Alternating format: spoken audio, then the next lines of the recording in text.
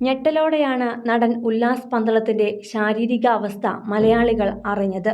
ഒരു സ്ട്രോക്ക് മൂലം ഒരു നടന്റെ ജീവിതം തന്നെ ഇരുട്ടിലേക്ക് വീണ അവസ്ഥ.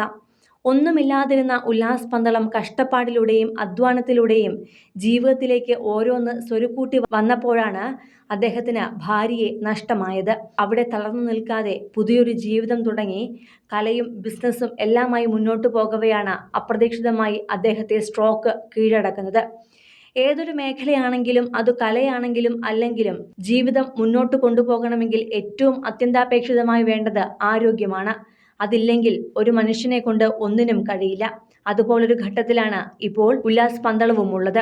ഇപ്പോഴിതാ അദ്ദേഹത്തിന് സംഭവിച്ച സ്ട്രോക്കിനെയും അതിജീവിച്ച് ജീവിതത്തിലേക്ക് തിരിച്ചു വരികയാണ് അദ്ദേഹം. നൂറനാട്ടെ ഒരു പ്രകൃതി ചികിത്സാ കേന്ദ്രത്തിലാണ് ഉല്ലാസ് പന്തളത്തിന്റെ ചികിത്സ നടക്കുന്നത്. ഉഴിച്ചിലും ധാരയും ഒക്കെയായി അവിടെ താമസിച്ചുള്ള ചികിത്സയാണ് അദ്ദേഹം നടത്തുന്നത്.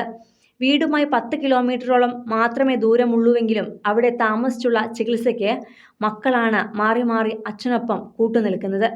ആഴ്ചകൾ നീണ്ട ചികിത്സകൾക്കൊടുവിൽ ഇപ്പോൾ തന്നെ അദ്ദേഹത്തിന് നല്ല മാറ്റം വന്നപ്പോൾ ക്രച്ചസിന്റെ സഹായത്തോടെ നടന്നിരുന്ന ഉല്ലാസിന് ഇപ്പോൾ യാതൊന്നിന്റെയും സഹായമില്ലാതെ നടക്കാം.